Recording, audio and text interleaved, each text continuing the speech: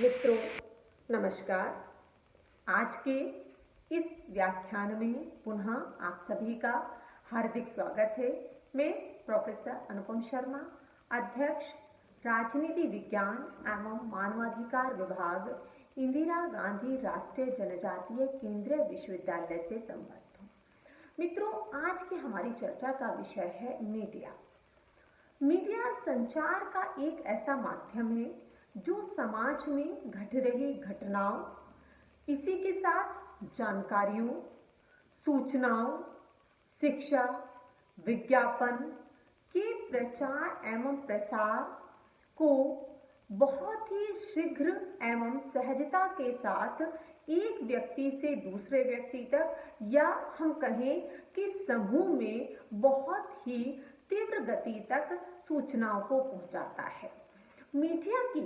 यदि हम इसकी भूमिका का विश्लेषण करें तो इसकी भूमिका कोई 18वीं शताब्दी में अगर हम देखें, जो अमेरिकी स्वतंत्रता आंदोलन था, फ्रांस की क्रांति रही, उसमें मीडिया की भूमिका लोगों को जागरूक एवं सक्षम बनाने में महत्वपूर्ण रही थी। उसके साथ साथ जो उसके पश्चात का काल है, उसमें भी मीडिया की भूमिका समाज में निरंतर बनी रही है। और अगर हम वर्तमान संदर्भों में मीडिया की बात करें तो जो मीडिया की भूमिका है वह निश्चित ही बहुत सारगर्भित हो जाती है, या दूसरे शब्दों में मीडिया जीवन का एक अपरिहार्य आवश्यकता के रूप में उभर कर सामने आया है। अगर राजनीतिक व्यवस्थाओं के संदर्भों में मीडिया की भूमिका का विश्लेषण करें तो लोकतांत्रिक व्यवस्था में इसकी भूमिका और महत्वपूर्ण हो जाती है। अर्थात यह लोकतांत्रिक व्यवस्था में चौथे स्तंभ के रूप में उभर कर सामने आया है। यह जो इसका रूप है वह उसके आधार पर जो सरकार के तीनों अंग हैं, व्यवस्थापिका, कार्यपालिका, न्यायपालिका,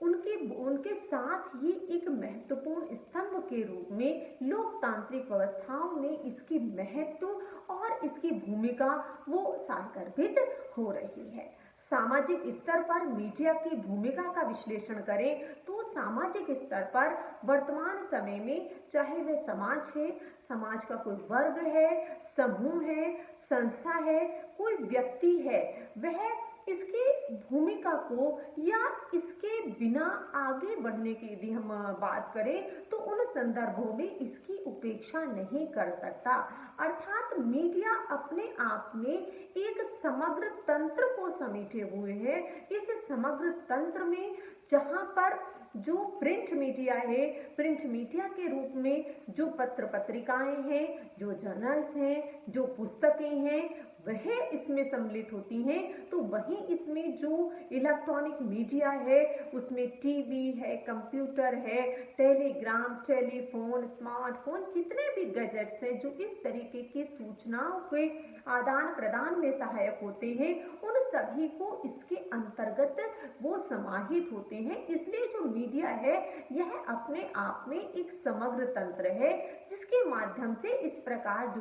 जो सूचनाएं हैं उनका आदान प्रदान होता है। अगर मीडिया की हम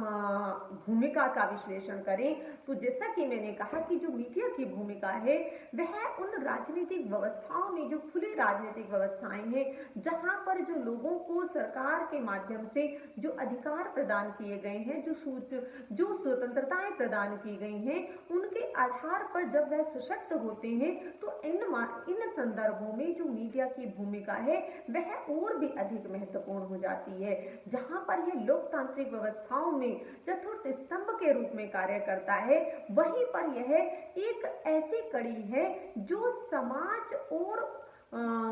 सरकार को जोड़ती है। उन दोनों के बीच में एक कड़ी का कार्य करता है। वह कड़ी इन संदर्भों में होती है कि जो जनता की आवश्यकताएं, अपेक्षाएं, उनकी मांगे हैं, उन मांगों को को सरकार तक पहुंचाना और सरकार के द्वारा जो लोगों के कल्याण के लिए, जो उनके विकास के लिए जो भी नीतियों का निर्माण किया गया है, जो भी कार्यक्रम आरंभ किए गए हैं, उन कार्यक्रमों को जनता तक पहुंचाने का कार्य भी इसी मीडिया के द्वारा किया जाता है। तो इस प्रकार से यह सरकार और जनता के बीच की एक ऐसी मजबूत कड़ी है जो इन दोनों को जोड़ती है और जोड़ने के साथ साथ इन दोनों को एक दूसरे के पास लेकर आती है। तो इन संदर्भों में जो मीडिया की भूमिका है वो सभी राजनीतिक व्यवस्थाओं में महत्वपूर्ण हो जाती है, क्योंकि जो जनता की आवश्यकताएं हैं, उनकी जो मांगे हैं जिन्हें वे सरकार तक पहुंचाना चाहते हैं, तो जहां पर राज्यों का आकार विस्तृत हुआ है वहां पर जो चुने हुए जनता के प्रतिनिधि हैं उनका प्रत्यक्ष रूप से जनता तक पहुंच पाना और समस्त जनता का अपने प्रतिनिधियों से मिल पाना जहां पर कठिन होता है, तो वहीं पर जो मीडिया की भूमिका है, जो सूचनाओं के माध्यम से इन दोनों में एक तारतम्यता बिठाए रहती है, जुड़ाव बनाए रखती है, उनकी मांगों को वहां तक पहुंचाती है, जनता को अपने प्रतिनिधियों तक लेकर जाती है, तो वहां पर उसकी भूमिका और भी महत्वपूर्ण हो जाती है। इसी प्रकार से जब भी कभी तनाव की स्थिति आती है, तो ऐसे तनाव की स्थिति में जनता एवं सरकार के मध्य जब इस प्रकार के तनाव होते हैं, चाहे वो मांगों के संदर्भ में है, चाहे उनकी आवश्यकताओं के संदर्भ में है, तो वहां पर जो ये मीडिया है यह मध्यस्थता का कार्य करता है, उन तनाव को दूर करने में, समस्याओं का समाधान प्रस्तुत करने में और एक ऐसे मध्यस्थ के रूप में उभर कर आने में कि जहां पर इस प्रकार के तनाव को मीडिया के माध्यम से उनको सुलझाया जा सकता है। तो इस प्रकार से जो मीडिया की भूमिका है वो महत्वपूर्ण हो जाती है। मीडिया की भूमिका एक और महत्वपूर्ण है कि वह जो सरकारी तंत्र होता है, जो सरकार होता है, उसके ऊपर एक अपना तार्किक नियंत्रण बना रहता है, क्योंकि जो मीडिया है वो जनता से जुड़ा हुआ होता है, जनता से संबंधित उसके पास जानकारियां होती हैं। तो यह जो मीडिया का सशक्त होना है, उससे जो सरकार है उसके ऊपर एक हम कहें हमेशा कुछ चेक करती रहती है, उनके ऊपर नियंत्रण बनाए रखती है कि जो कार्य हैं, जो सूचनाएं हैं, जो जनता के लिए होनी चाहिए, जो प्रावधान सरकार के द्वारा किए जाए, किस प्रकार से वो किए जा रहे हैं, उनको वास्तविकताओं को उभार कर सामने लाना है। जो हम बात करते हैं कि जनता के मध्य में जो सरकार की योजनाएं चल रही हैं, वो योजनाएं किस प्रकार से हैं, उनका क्या वास्तविक परिणाम सामने आ रहा है। तो इस प्रकार से यह जनता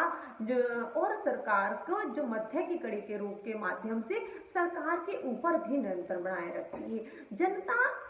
जब जागरूक होगी तो निश्चित रूप से जागरूक जनता जो सरकार के द्वारा जो कार्यक्रम चलाए जाते हैं उनका लाभ उठाने में सक्षम होगी। अब ये जागरूक जनता कैसे बने, क्योंकि जब भी सरकार की नीतियों की सफलता की बात होती है, उनके परिणामों उन्मुखी की बात होती है, तो एक यह सबसे बड़ा मुद्दा होता है कि जनता जागरूक होनी चाहिए। तो आखिर यह जागरूकता कैसे लाई जाएगी, कौन सा ऐसा तंत्र होगा, सरकारी तंत्र होगा या वह गैर सरकारी तंत्र होगा या मीडिया होगा, किस प्रकार से वह जागरूक करेगा। तो इन संदर्भों में जो मीडिया की भूमिका को पिछले कुछ दशकों में महसूस किया गया है, उसने जनता को जागरूक बनाया है। जागरूक बनाया है उन संदर्भों में कि जहां पर वो अपने अधिकारों की मांग कर सके, जहां पर वो सरकार से सवाल पूछ सके, वो सरकार तक के समक्ष अपनी मांगों को रख सके, उसके लिए जो कार्यक्रम बनाए गए हैं उन कार्यक्रमों का वह व्यवहार में लाभ उठा सके। तो इन संदर्भों में जो मीडिया की भूमिका है वह जनता को जागरूक करने में महत्वपूर्ण हो जाती है, क्योंकि किसी भी व्यवस्था में, किसी भी प्रकार की राजनीतिक व्यवस्था है और विशेषकर जब हम लोकतांत्रिक व्यवस्था की बात करते हैं तो वहां पर जनता का जागरूक होना सरकार को और उसके ऊपर हम कहें कि जो अपनी मांग उनको प्रभावी तरीके से पहुंचाता है, लोकतंत्र को सबलता प्रदान करता है, लोकतंत्र को मजबूती प्रदान करता है। जो ट्रांसपेरेंट व्यवस्था होती है उसके लिए जनता का जागरूक होना बहुत आवश्यक होता है। तो इस प्रकार प्रकार से यह भूमिका महत्वपूर्ण हो जाती है। इसी के साथ साथ जो जनहित कार्यों की अभिवृद्धि में योगदान करना है कि जनता का को और जो उसकी रुचि की या आवश्यकताओं के हैं उनको किस प्रकार से वो उभार कर लाता है, उन समाज के प्रत्येक वर्ग तक पहुंचकर, क्योंकि मीडिया एक ऐसा माध्यम है जो समाज में सभी तक अपनी बराबर पहुंच रखता है। वह चाहे प्रिंट मीडिया के माध्यम से हो और चाहे वह इलेक्ट्रॉनिक मीडिया के माध्यम से हो, ये दोनों ही ऐसे सशक्त माध्यम हैं जो जनता की भावनाओं को, उनकी रुचियों को उभार कर सामने लाते हैं। अर्थात जो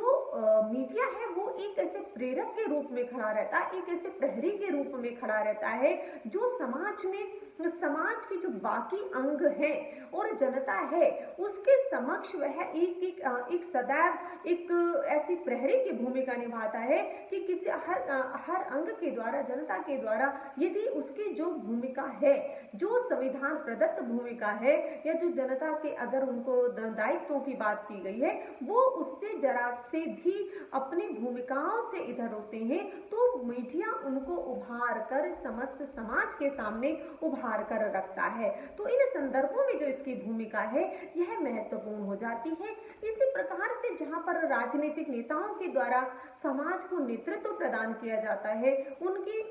जो जनता से कोई वो दिशा प्रदान करते हैं, तो उन्हीं संदर्भों में मीडिया की भूमिका भी महत्वपूर्ण हो जाती है कि यह भी उस समाज को एक नेतृत्व प्रदान करता है। और नेतृत्व प्रदान करने का अर्थ है कि जो समाज के लोग हैं उन्हें सही दिशा में सोचने के लिए, सही दिशा में कार्य करने के लिए और एक सही मार्ग पर चलने के लिए, आगे चलने के लिए उनका मार्ग प्रशस्त करता है। मार्ग प्रशस्त करना, क्योंकि मीडिया एक ऐसा माध्यम है जो दोनों ही प्रकार से जनता और सरकार से जुड़ा हुआ होता है। तो यह जो मार्ग मीडिया के द्वारा प्रशस्त किया जाता है, यह एक समाज को नई दिशा और एक नई दशा प्रदान करता है जिसके माध्यम से वो आगे बढ़ते हैं। इसी के साथ ये समाज में एक इस प्रकार की भूमिका का काम करता है कि जिससे समाज में समरसता पाई जाती है, विशेषकर उन समाजों में जो समाजों में धार्मिक,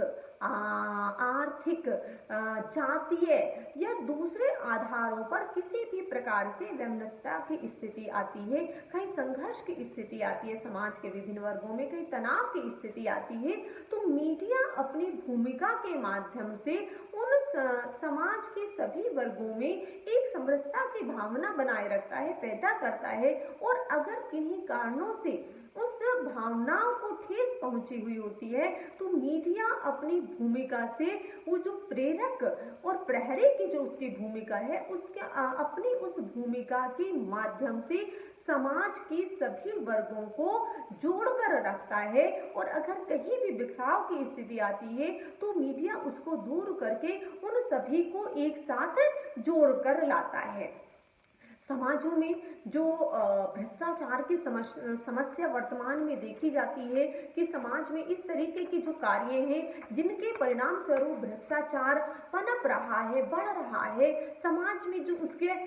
सभी क्षेत्रों तक फैल रहा है, तो उनको उभार कर सामने लाना, उन चीजों को उभार कर जनता के समक्ष प्रस्तुत करना, जिससे कि भ्रष्टाचार की जो समस्या है उस पर नियंत्रण बनाया जा सके, सरकार का ध्यानाकर्षण करना, जनता की भूमिका को और सक्रिय करना, जिससे कि इस समस्या को दूर किया जा सके, इसे समाज से समाप्त किया जा सके। तो इस प्रकार की जो समस्याएं हैं उनको भी यह दूर करने का न केवल प्रयास करता है बल्कि उन संदर्भों में जो उसकी भूमिका है वो भी महत्वपूर्ण हो जाती है। जो इसकी भूमिका है लोकमत को तैयार करने में, चूंकि राजनीतिक व्यवस्थाओं में जो लोकमत होता है उसके द्वारा महत्वपूर्ण भूमिका का निर्वाह किया जाता है। तो वह लोकमत कैसे तैयार हो, वह लोकमत किस दिशा में आगे बढ़े, किस दिशा में सकारात्मक रूप में उभर कर सामने आए, तो उसके लिए भी यह एक पृष्ठभूमि तैयार करता है। क्योंकि जहां पर जो प्रिंट मीडिया है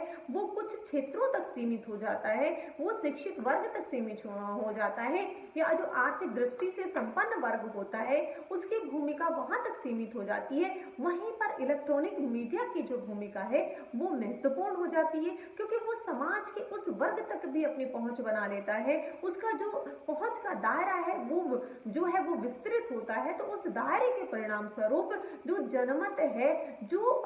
आता है वो सही रूप में वास्तविक जनमत होता है। लोगों का सभी की जो मत है उसकी अभिव्यक्ति उसमें होती है। तो इस प्रकार से जो इसकी भूमिका है वो और भी महत्वपूर्ण हो जाती है। और जहां पर परिस्थितियों में बदलाव आ रहा है, बदलती हुई परिस्थितियां हैं, बदलता हुआ समाज है, बदलते हुए संदर्भ है, उन संदर्भों में यदि मीडिया की भूमिका का विश्लेषण किया जाए तो यह और भी महत्वपूर्ण हो जाती है। जैसे जैसे सामाजिक परिदृश्य बदल रहा है, राजनीतिक व्यवस्थाओं का स्वरूप अधिक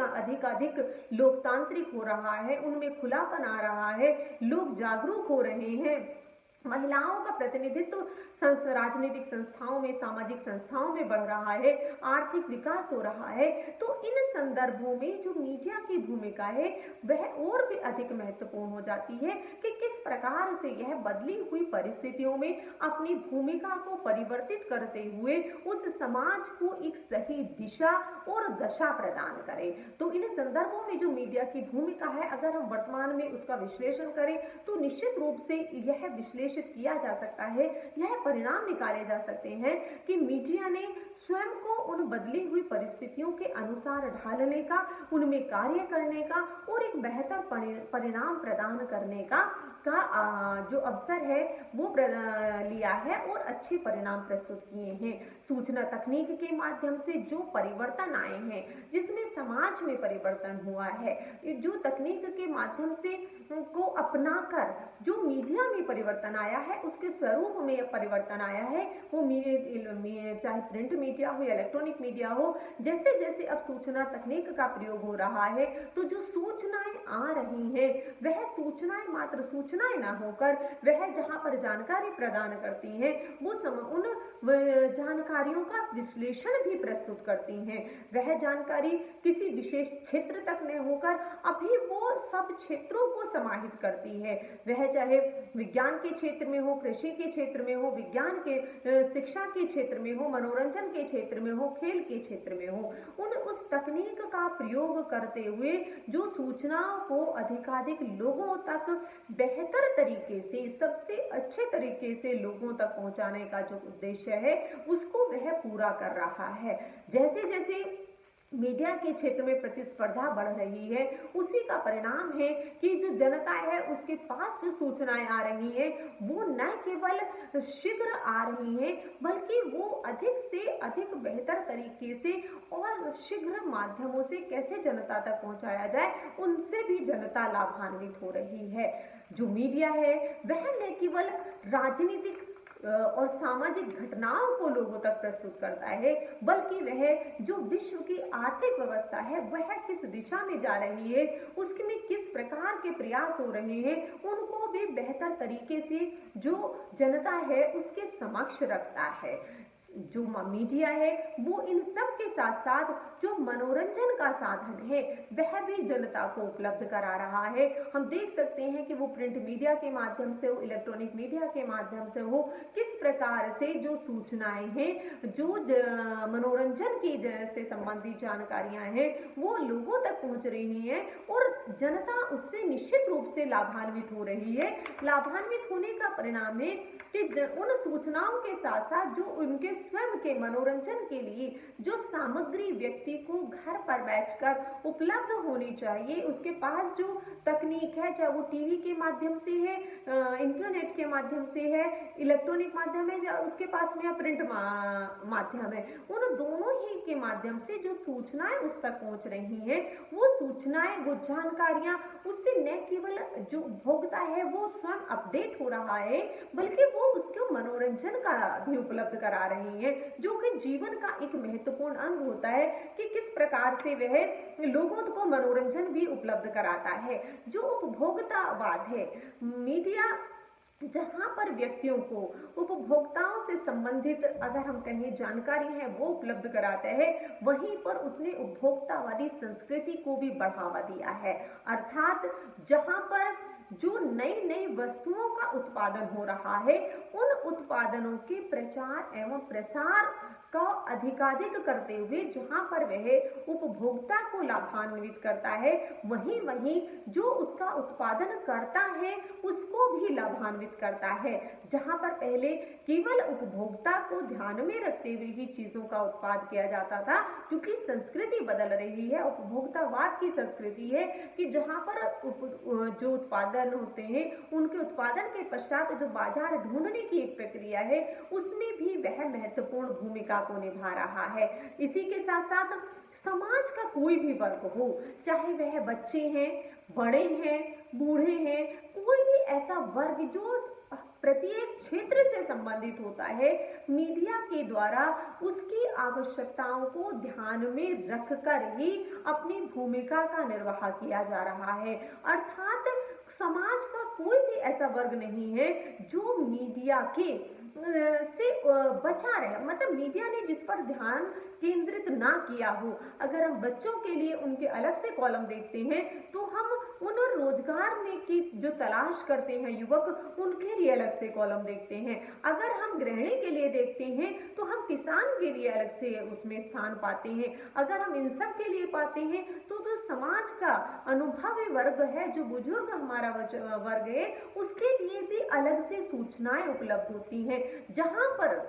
शिक्षा से संबंधित सूचनाओं की बात है तो वहीं पर वो स्वास्थ्य से संबंधित सूचनाओं को भी उपलब्ध कराता है। अर्थात कहने का अभिप्राय है कि समाज के प्रत्येक वर्ग को उसकी जो दिन प्रतिदिन की आवश्यकताएं हैं, जरूरतें हैं, मांगे हैं, अपेक्षाएं हैं, उनको पूरा करने की दिशा में निरंतर प्रयत्नशील रहता है और निरंतर उनको उससे संबंधित जो भी सूचनाएं होती हैं, जो भी सूचनाओं का विश्लेषण होता है, उनको प्रिंट और इलेक्ट्रॉनिक माध्यम से जनता को उपलब्ध कराता है, जो इस दृष्टिकोण से महत्वपूर्ण हो जाता है। मीडिया की जो भूमिका है वह न केवल सामान्य परिस्थितियों में महत्वपूर्ण होती है, बल्कि यह उन परिस्थितियों में महत्वपूर्ण हो जाती है जब समाज में किसी भी प्रकार की आपदाएं, चाहे वे मानव निर्मित आपदाएं हो, चाहे वे प्रकृति प्रदत्त आपदाएं हो, उन दोनों ही परिस्थितियों में यह महत्वपूर्ण हो जाता है। हम पिछले समय में, पिछले दशकों में निरंतर देखते आए हैं कि किस प्रकार से जब भी कहीं पर किसी भी प्रकार की आपदा आई है तो मीडिया के माध्यम से लोगों ने उसे जाना है और उससे संबंधित जो भी सावधानी के कदम हैं वो उठाए गए हैं। वर्तमान में जो इस प्रकार की आपदाएं आती हैं, उनमें जो सरकार के द्वारा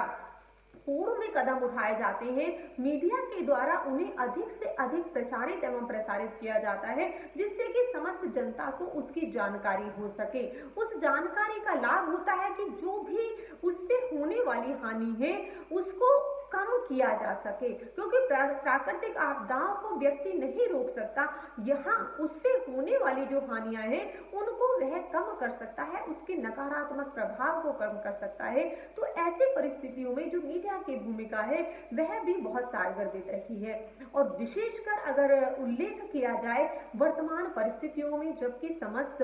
विश्व के समस्त देश आज कोविड महामारी के दौर से गुजर रहे हैं, तो ऐसी परिस्थिति में मीडिया के द्वारा जो इस बीमारी के फैलने के कारण रहे हैं, उसके बचाव के जो उपाय हैं वो सभी देशों में किस प्रकार से लिए जा रहे हैं, किस प्रकार से वह प्रभावी हो रहे हैं, उनको आम जनता तक पहुंचाने का कार्य भी उसी मीडिया के द्वारा किया जा रहा है कि किस प्रकार से व्यक्ति इन सारे जो सावधानी लेने के कदम है, सावधानी लोग बरतें, किस प्रकार से वो इससे बचाव कर सकते हैं। अगर उन्हें किसी प्रकार का इन्फेक्शन हो गया है तो वह कैसे उसके लिए जो स्वास्थ्य केंद्र है वहां तक पहुंच सकते हैं, उन स्वास्थ्य सेवाओं का लाभ उठा सकते हैं। इसमें सरकारों के द्वारा भी, विभिन्न देशों की सरकारों के द्वारा और अंतरराष्ट्रीय संगठनों WHO के द्वारा जो इस प्रकार के कदम उठाए जा रहे हैं, उन्हें सभी देशों तक उनको पहुंचाना, सूचनाओं को पहुंचाना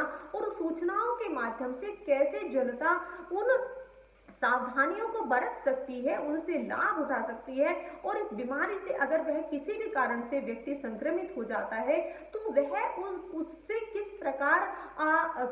स्वास्थ्य लाभ लेते हुए वह सही हो सकती है, इसकी जानकारी, मास्क पहनने की जानकारी, वैक्सीन से संबंधित जो आने वाले भविष्य में जो इस क्षेत्र में निरंतर शोध चल रहे हैं, उन शोध से जनता को अवगत कराना, जिससे कि जो कार्य वैज्ञानिक क्षेत्र में इस दिशा में हो रहे हैं, जनता को उससे अपडेट करते रहना, जिससे जनता जो है वह उससे अवगत हो सके, जागरूक हो सके, उसकी जानकारी भी इसी मीडिया के द्वारा उपलब्ध कराई जाती है। तो जो मीडिया की भूमिका है, वह भूमिका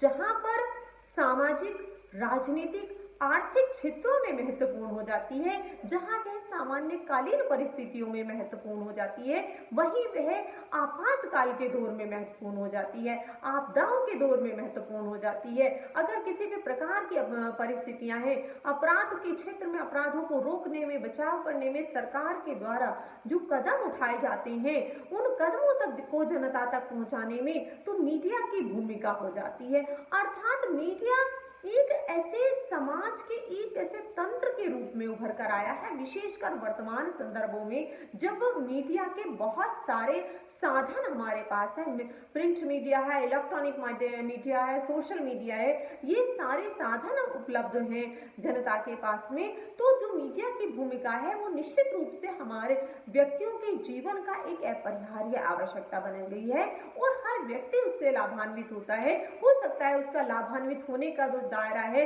वो भिन्न हो सकता है, सीमित हो सकता है, विस्तृत हो सकता है, लेकिन यह भी सत्य है, वास्तविकता है कि यह जो मीडिया है, इसकी जो पहुंच है, इसका जो दायरा है, वह अब विस्तृत हो चुका है, और समाज के